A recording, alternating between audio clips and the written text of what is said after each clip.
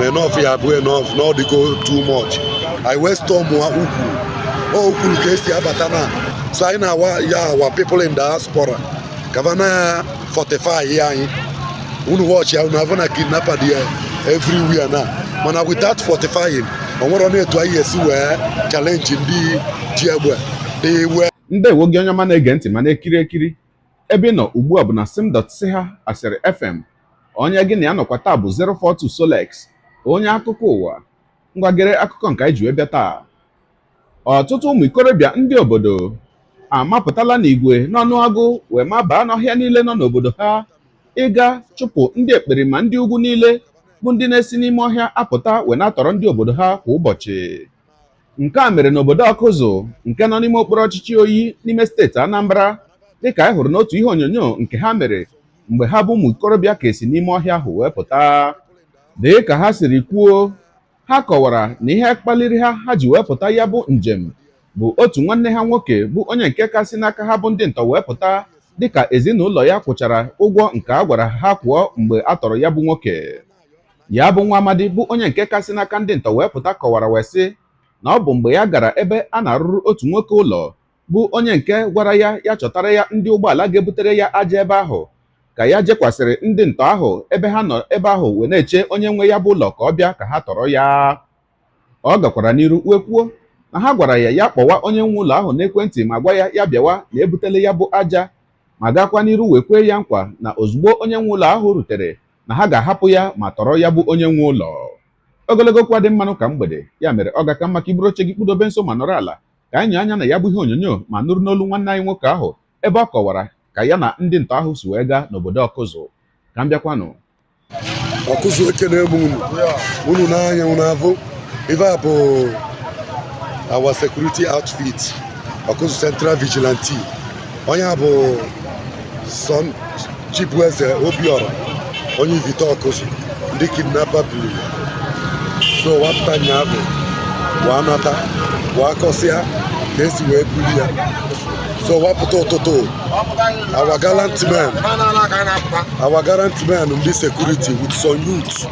wee sị mba na ife a bụ enough ya bụ enough na ọ dịgo too much. anyị wee storm ukwuru ka esi abata na ọhịa niile dị n'ukwuru va awasa anya our gallant men with some youth ndị volunteer onweba wee jee ukwuru anyị wee lue wee discover machine ya mana is quite unfortunate onwe ọzọ onye nwetara ibu ya no machine ya va bụ university na-adịghị anyị discover anya bunata the machine. Our people gara nke ọma nata n'udo so anyị wa na-ayọkwa our people ka ba na-enye anyị support. Unu watch ya na ịfụ na almost na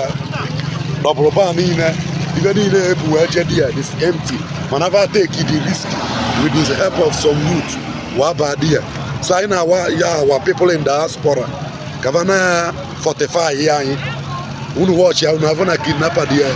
everywhere na mana without fortifying onwere ọ na-etu anyị esi wee challenge ndị ji egbe they were armed. So anyị wa na-ayọ na anyị need the granite, anyị need kwuru ka asị ndị ajele ibe a thank you job na ọ dịrị isi ewetagova agba aka wachụ ndị kidnapper na ọbịa avụ dị n'ukwu va awasala ya ife va mechin na-ebu ya va discover anya ewasị na ọ ya adịla anyị mma na Chineke ya na-aga ịdị anyị na-protect anyị na-eje na-abata nna you are highly welcome. Onwe ebe ya agba anyị Ọkụzụ ekene m ọkwa na onye nna alụrụ ọrụ ndị m butere ya aja ka anyị si bụ n'ugwu so moto ebuteghị ya taya agba n'ezi ọ drọpụ anya along the road so asịza m chọọ onye obere tipa ya atụziri ya ka ọ na-adrọpụ so wee kpọọ nna m ochie bụ Nkwudo ya ka anyị duzieli ọ bụ na ndị Fulani kidnapper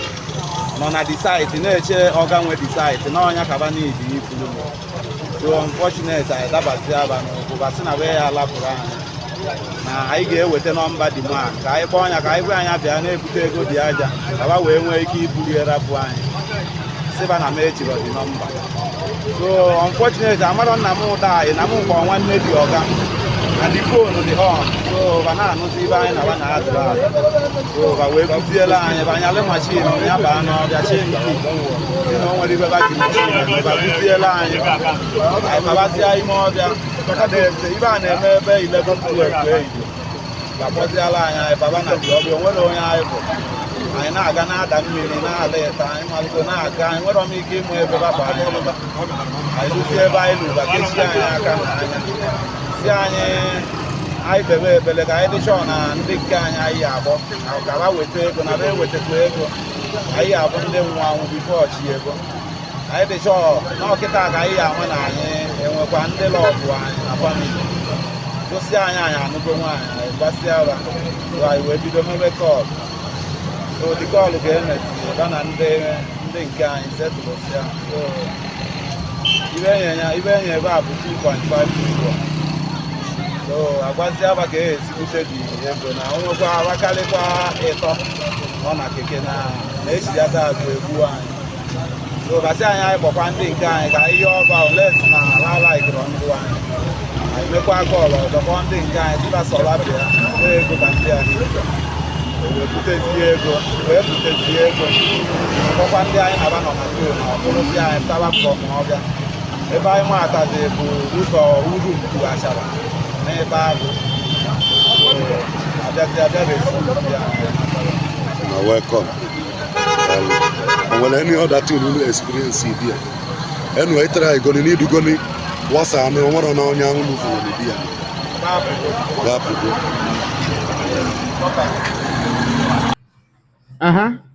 Ọkwa ikirichala ya bụ ihe onyonyo. Ana m asị ụmụnne anyị ndị obodo Ọkụzụ ndị gara ya bụ njem, ana m asị unu daalụ n'ọlụ. Nke mbụ ka unu si wee wepụta obi ma kata obi ịga wee chọọ ndị ahụ na-enye nsogbu n'obodo, ndị ahụ gara n'ime ọhịa wee biri. Ana m asị unu daalụ n'ọlụ. Mana dịka unu si wee gaa ya bụ njem, unu kọwara na o nweghị onye n'ime ha unu nwetara mbụ ndị ahụ na-enye nsogbu. Ọ bụghịkwanụ sọsọ ịga wee chọọ ha, mana ana m ele anya na ọ bụrụ na unu hụrụ ihe dịka ebe ha bi n'ime ọhịa ahụ, na unu kwesịrị imebi ebe ọbụla ha bi, nke a na-akpọ settlement ha n'olu bekee. Maka na ị ga chọọ onye bi n'ime ọhịa enye gị nsogbu ma ịhụ onye ahụ hapụkwa settlement ya otu o si wee dị, ọ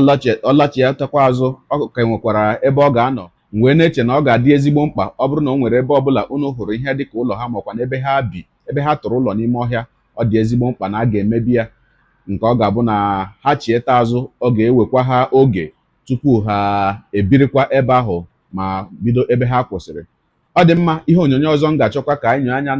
na ya ugbu a bụ ihe onyonyo nke sikwa na steeti Anambra wee pụta n'obodo Ifitedunu, ebe ndị ọrụ nchekwa Special Squad Ifitedunu jidere otu nwata nwoke onye nke a jụrụ kedu ihe ọ na-arụ. Ọ sị na ya na-egbu ọja ma na-ezu ori. Ya bụ nwata nwoke ajụrụ ya ọtụtụ ajụjụ nke o jikwanụ ọnụ ya wee zaa ebe dị iche iche ọ garala wee zuo ori na ihe dị iche iche nke o zurulakwanụ, nke gụnyere akwa ime ụmụ nwaanyị nke ama dịka pant n'olu bekee, ịna pant ụmụ nwaanyị, nke ọ sị na ọ na-abụ ya zute ya ere ya na ha na-ere ya 4,000 bụ 4,000 naira pant ụmụ nwaanyị. Ogologo kwa dị mmanụ ka mgbede ka anyị nyekwa anya n'ihe onyonyo nke ahụ ka m bịakwanụ. Onye ebe kedu ihe na-arụ? Ana m egbu ọja na-ezu ori. Ị na-egbu ọja na-ezu ori? How many years ka ị dị? 20 years.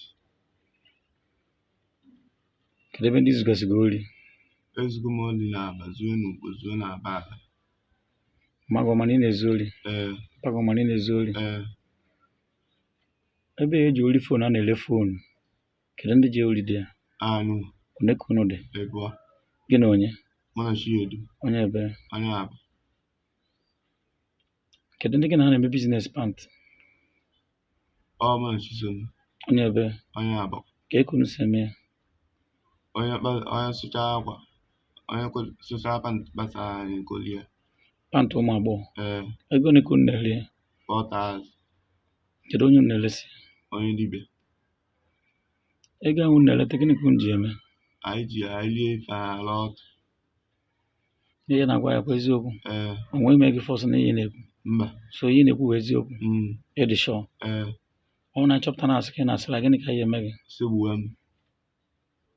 okay ebe a na-ele foonu ka ekunu si ji ochi dị ya anyị bịara akwamozu ebe a wee mee ka anyị na-egbu ọdọ wee mọnịtọ ebe a wee werezie ebe anyị waa n'abalị wee bezie dị ya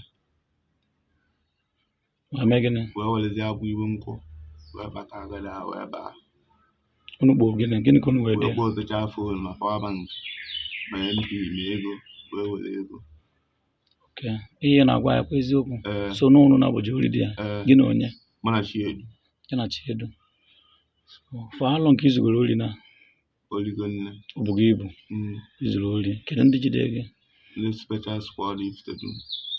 otu esi wee jide gị ka ọ dị gị ọdụ m ka o si dị mma ka o si wee dị mma ka m wee kwụsị ori iwe kwụsị ori so ihe na-agwa ya eziokwu ee isi na izugo ori na-ebe na-aba zuo n'ugbo zuo na-aba aba okay ori ị na-ezu ọ dị mma mba kedu advice ị nwere ike inye ndị na-ezu ori advice m nwere ike inye ba ụba kwụsị ori na ori adịlọ mma kedu advice ị nwere ike inye ndị na-agbasa pantị ha n'ezi advice m nwere ike inye ndị na-agbasa pantị ụba agbasaziri ya ọ na-akpasazi ya n'ime na a na-ekotu pantị mmadụ kịta kedu ndị na-eko pantị mmadụ anyị nwa okwu na-ele ofu pantị 4,000 ee unu na-elesi onye dibịa ee o ji agwọ ọgwụ ee oke isi na ị na-egbu ọja ee na-ezu ori ee na-eko pantị ụmụ agbọghọ na-ele ee ọsọ pantị ụmụ agbọghọ ka unu na-eko ee unu na-eko nke ụmụ nwoke unu na-eko bọsas mba isi na gị na onye na-ezu ori ya mụ na Chisom na-ezu ori pantị ee gị na onye na-ejekwa n'ori shọpụ ịkpaka shọpụ Chiedu sọsọ ebe a na-ele fon ka unu na-akpaka ee okay so ihe ị gwara ya bụ eziokwu ee nwa asị dị n'ime ya mba anyị chọpụta na asị dị gịnị ka ị chọrọ ime gị segbuo m so ihe ị na-emekọta original confession ee ka ime ee akwa gị ji aka isi na ịchọrọ confess ee ka ị gwa ya eziokwu ee so ihe ị gwara ya kịta bụ eziokwu ee onwe ime gị fọs mba onwe isi gị kwuo ihe ị na-ekwu mba akwa ime ka ị gwara ya ee so isi na gịnị ka ị na-eme ori ka ana m egbu ọja na-ezu ori na-emekwa gịnị na-achịkọ pantị pantị ndị ụmụ nwaanyị nke eyi ga-eyikọ n'uwe a nke eyi ga-eyi okay ileta ego a gịnị ka iji dị mọ na-eme anyị were anyị rie efe were ya laa ọtụ okay isi na ịdị many years 20 years iwe onye ebe onye ugbo gị na ndị ebe na-ezu ori ya mụ na ndị ahụ ndị aba mmadụ one ebụa kedu afọ ha Chisom nweta Chiedu okay so ihe na-agwa ya bụ eziokwu ee asị adịghọ na ya mba okay ana m ekene awa ebe director karịa ọzọ na-ekene ndị isi anyị niile na Lion Building na-ekene ọkpọmpi nna anyị ukwu fada ma na-ekene igwe Dr. Emeka Irunọ second na-ekene awa ebe PG Uche Ofaro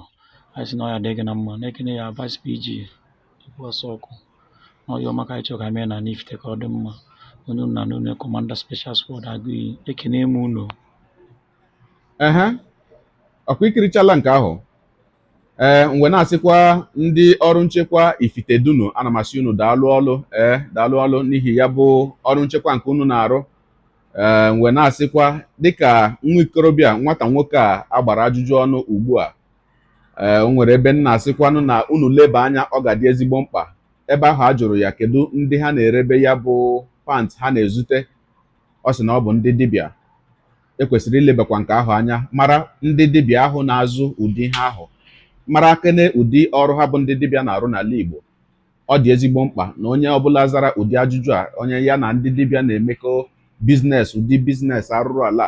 ana m asị na ọ dị ezigbo mkpa na unu ga-achọpụta dibịa bụ ihe ahụ ma kpọkwara ya bụ onye ejidere ejide gaa o jiri aka ya tụọ dibịa ahụ aka n'iru na iru na ọ bụ onye a bụ ihe na-azụ ha ka unu mara kene ụdị ihe dibịa ahụ ji ihe dị otu ahụ arụ ana m asị na ọ ga-adị ezigbo mkpa ọ dị mma unu makwanụ na ihe a na-ekwu okwu ya imezi ala Igbo bụ ọrụ dịrị anyị niile ọrụ dịrị mụ na gị nke ọbụla onye ma ọ ga-abụ eme ọdịmma ya kwupụta ka njedebegodi ebe a ọ wee bụrụ maka ya gị onye ụwa onye na-egere akụkọ ụwa m ịmara nnetu anyị si eme ya ọ ga-abụ nnọọ ihe magburu onwe ya ma ọ bụrụ na ị ga-edere ebumnuche gị etusu ịhụ ya bụ ihe nke ikiriri ugbu a na ngalaba okwu ka anyị mara uche gị n'ihi na uche onye adịghị ya njọ daalụkwa gị onye na-eso eburu anyị esonye ekelekwa gị ọ na-asị gị jide ka iji onye a sị ya jide ka o ji ịmara na nke o ji kacha mma ekpere m bụ na Chineke nna ga na-anọnyere gị ọpụ gị na mbata gị, na-etinyere gị aka n'ezi ihe niile nke ị na-eme. Gị onye taa bụkwa na mbụ ị na-ahụ ihe onyonyo anyị, asị gị nnọọ. Onye gị na ya ka nọkwa bụ 042 Solex, onye akụkọ ụwa n'iru akwụkwọ efere mba ụwa. Ya mere ọ bụrụ na ka m mere dị gị mma n'obi nwanne, biko ọ bụ na Facebook na Instagram ka ị na-ahụ onyonyo a, pịara m folo. Ọ bụ na YouTube ka ị na-ekiri ya bụ ihe onyonyo, pịara m sọskraịb ya na mgbịrịgba anya n'akụkụ ka ị nwee ike na-enweta ihe onyonyo ndị ọzọ m ga na-ewetara gị n'ọdịnihu.